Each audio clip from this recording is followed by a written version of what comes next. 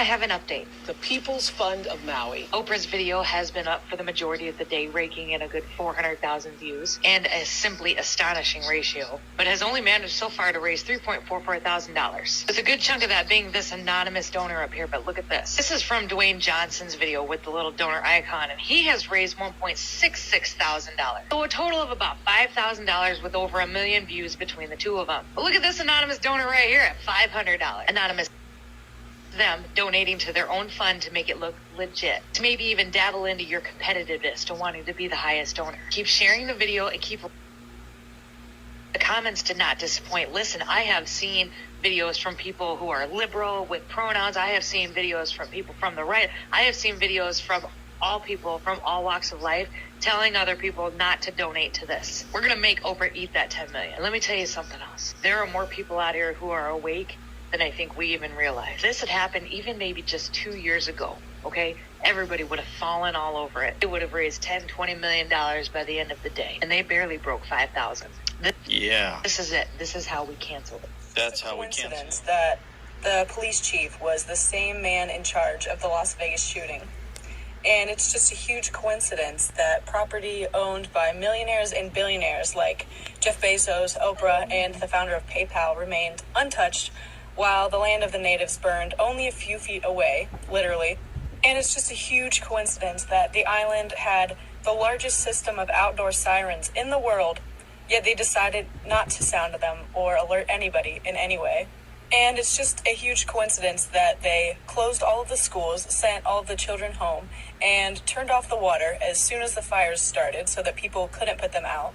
And it's just a coincidence that under orders, policemen blockaded the exits, didn't allow anyone to evacuate, and forced them to jump in the water to save their own lives. And it's just a coincidence that the island is set to be the very first to operate on 100% renewable energy. And to do so, they must significantly decrease their CO2 emissions. And it's just a huge coincidence that 1 month prior to the fires, the mayor issued a press release highlighting his commitment to the United Nations 2030 Agenda of Sustainable Development. And it's just a coincidence that Hawaii is the only state to have submitted a voluntary local review, which is a framework and goal set to achieve sustainable development.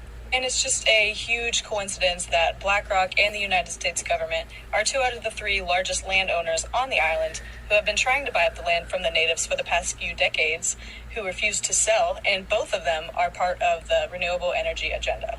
And it's just a huge coincidence that the survivors' homes that are still standing are now being evicted. And it's just a coincidence that the fact checkers saying that all of this is a coincidence are owned by BlackRock.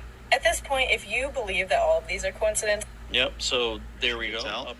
Also, this clip shared from 9 years ago on CBS.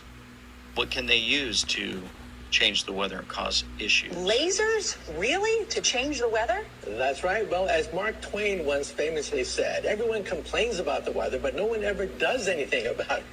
Well, instead of doing a rain dance, we physicists are firing trillion-watt lasers into the sky to actually precipitate rain clouds and actually bring down lightning bolts. Edie, go ahead.